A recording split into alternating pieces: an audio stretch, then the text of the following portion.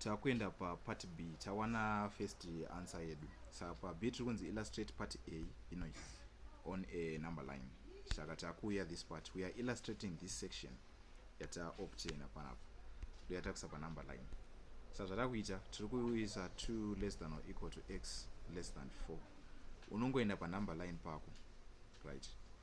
We know that this is a number line, maybe watangira pana 0 says what name positive values s and it watangira pana 0 ma values are now positive. This is positive 2, this is positive 4, saka unongoisa 2 wako panapa ungoisa 4 wako panapa says ndo zvinenge zvakaita number line yako. Then as it is being represented na x, saka number line yako kazhinji unogona ngoinyora kunoku uvoisa x kuratidza kuti this is x.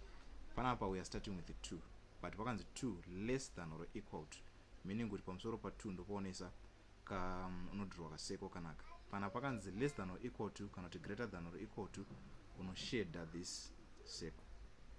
Then woenda pana 4 pakangonzi less than, saka unongoisa kaseko kasina kushedwa, then wobva wangobatanidza like this one wato illustrator on a number line. Ndo this inequality inenge yakarepresentwa on a number line.